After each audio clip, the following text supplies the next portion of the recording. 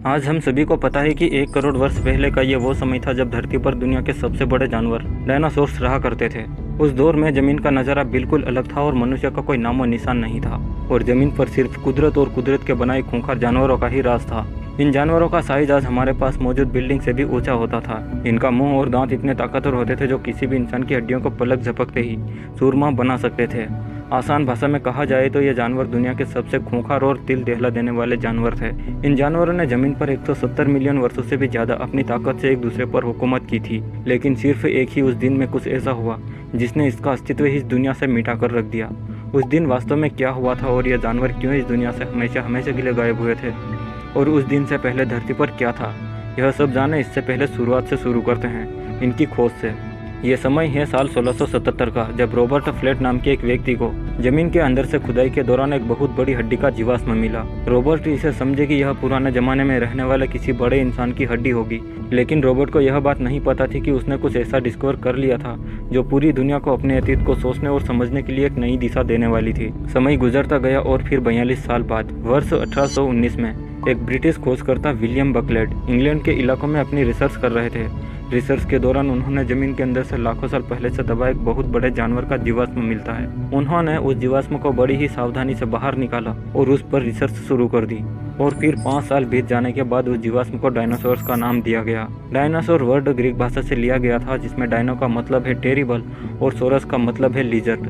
बस यहाँ से मानो शुरुआत हो गई थी, जिसके बाद से जमीन के अंदर से हजारों प्रकार के डायनासोर डिस्कवर होने लगे। खोज में मिलने वाले जीवाश्म इतने बड़े और खौफनाक थे जिन्होंने पूरी दुनिया के होश उड़ा दिए थे। मेगालोसोरस, यह वो डायनासोर था जो सबसे पहले डिस्कवर में मिला था। शुरुआत में इन जानवरों की कई तरह की ड्राइंग्स बनाई गई जो आज के वक्त से बिल्कुल अलग दिखती थी, लेकिन वक्त गुजरने के साथ साथ जैसे जैसे इन पर रिसर्च बढ़ती गई, इन ड्राइंग्स को मॉडिफाई करके इनकी एक फाइनल इमेज भी तैयार कर ली गई, जो कि आज के वक्त कुछ ऐसी दिखाई देती है। आज तक 10,000 से भी ज्यादा डायनासोर्स की हड्डियों को डिस्कवर किया जा चुका है, जिसमें से 900 से ज्यादा अलग अलग डायनासोर्स की स्पीशीज को आइडेंटिफाई किया गया है। ये गिनती समय के साथ साथ बढ़ती ही जा रही है। हर साल लगभग 45 से भी ज्यादा डायनासोर्स की नई नई प्रजातियां डिस्कवर की जाती है। हाल ही में 2021 में डायनासोर्स की कुछ ऐसी प्रजातियां खोजी गई जो कि दिखने में बहुत ही यूनिक है। इनमें से एक डायनासोर ऐसा है जिसके पूंछ पर एक ब्लेड बनी हुई है। इसका नाम स्टेगोसोरस रखा गया है।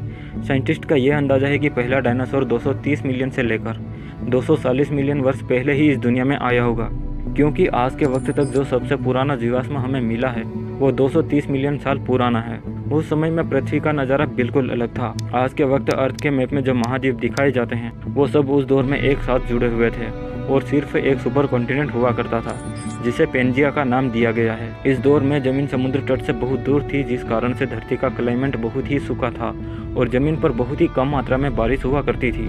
इस पीरियड को ट्रायसिक पीरियड कहा जाता है। यह वो पीरियड था जब धीरे धीरे जमीन पर डायनासोर से जन्म ले रहे थे।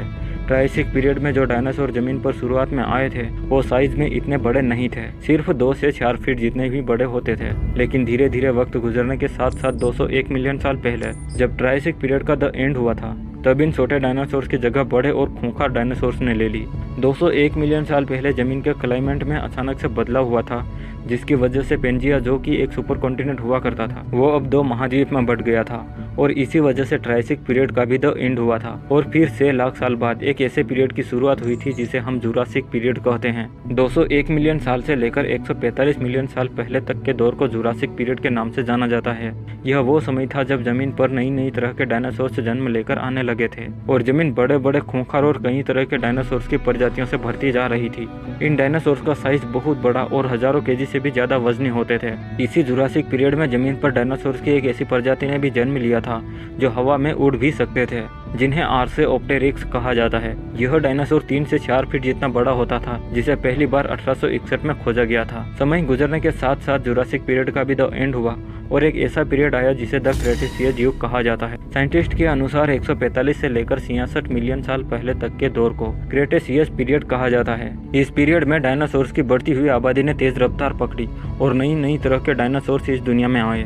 रेप्टर से आर्मरेड डायनासोर, हार्बीवोरस डायनासोर्स, खूंखार कार्निवोरस डायनासोर, टाइटेनोसोरस, जो कि आज तक इस दुनिया में मौजूद सबसे बड़ा जानवर और सबसे बड़ा डायनासोर था। 77 टन वजनी आर्जेटिनोसोरस और टीरेक्स, जो कि आज के वक्त दुनिया का सबसे मशहूर डायनासोर है। टीरेक्स डायनासोर ने बहुत सी हॉलीवुड मूवीज में भी अपनी जगह बना चुका है। टीरेक्स भी इसी क्रेटेशियस पीरियड में ही इस दुनिया में आया था। टी-रेक्स का जबड़ा किसी भी जानवर में सबसे ज़्यादा पावरफुल माना जाता है, जो किसी भी चीज़ को सेकंड भर में टुकड़ों में काट सकता था। डायनासोर्स के अलावा जमीन पर घास भी 70 मिलियन साल पहले क्रेटेशियस पीरियड में ही उगना शुरू हुई थी, और उससे पहले जमीन पर अलग अलग तरह के पौधे, फूल और पेड़ हुआ करते थे। इसी युग में ही एक ऐसा डायनासोर भी इस दुनिया में आया था जो 80 से 90 किलोमीटर पर आवर की स्पीड से दौड़ सकता था। इस डायनासोर को ऑर्थिनोमिमिड्स के नाम से जाना जाता है, जिसे पहली बार 30 जून 1819 को उसके जीवाश्म खोजे गए थे। यह डायनासोर अपने समय का सबसे तेज दौड़ने वाला डायनासोर था, जो कि आज के समय के शुतुरमुर्ग की तरह दिखता था। इसका साइज 20 फुट तक लंबा होता था और इसका वजन 200 से 250 केजी जितना वजनी होता था। इसके अलावा दुनिया का सबसे बड़ा उड़ने वाला डायनासोर भी इसी युग में ही इस दुनिया में आया था, जिसे क्वेटज़ुअलकोट्लिस के नाम से जाना जाता है। यह डायनासोर 37 फुट तक बड़ा होता था और इसका वजन 300 से 350 केजी जितना वजनी होता था, जो इस दुनिया का सबसे बड़ा और सबसे भयानक उड़ने वाला डायनासोर था। क्रेटेशियस पीरियड के दौर में सब कुछ नॉर्मल चल रहा था। नई नई तरह के डायनासोर से जन्म ले रहे थे। जमीन का क्लाइमेट भी बिल्कुल नॉर्मल था और जमीन के वातावरण में भी कोई बदलाव नहीं था। लेकिन फिर 66 मिलियन साल पहले एक दिन कुछ ऐसा हुआ जिसने इस नॉर्मल वातावरण में बर्बादी ला दिया था। जमीन पर डायनासोर रोजमर्रा की तरह फिर रहे थे। कुछ डायनासोर नींद में थे तो कुछ अपनी भूख मिटा रहे थे। तभी अचानक से आसमान में एक बहुत बड़ी रोशनी चमकती हुई दिखाई देती है, जो धीरे धीरे डायनासोर्स का काल बनी बढ़ती चली आ रही थी। और फिर अचानक से कुछ ऐसा होता है जो इन डायनासोर्स को हमेशा हमेशा के लिए इस दुनिया से मिटा देता है। एक बहुत बड़ा एस्टेरॉयड जिसका साइज 10 से 15 किलोमीटर जितना बड़ा था, वो जमीन की तरफ आता है और जमीन से टकरा जाता है। इसी एस्टेरॉयड का जमीन पर गिरना क्रेटेशियस पीरियड को खत्म कर देता है। उस समय इस एस्टेरॉयड की स्पीड 20 किलोमीटर पर सेकंड की थी, जो कि एक जेट एयरलाइनर से 150 गुना ज्यादा होती है। यह एस्टेरॉयड मेक्सिको के इलाके युकाटन पेनिनसुला में जाकर टकराया था, जिसने कुछ ही समय में जमीन से डायनासोर्स को राख बनाकर मिटा दिया था। यह एस्टेरॉयड जब जमीन से टकराया था तो 180 किलोमीटर जितना बड़ा गड्ढा जमीन पर बन गया था। इस एस्टेरॉयड से बहुत ही बड़ी मात्रा में एनर्जी रिलीज हुई थी, जो कि लिटिल बॉय एटॉमिक बम से 1 बिलियन गुना ज्यादा थी।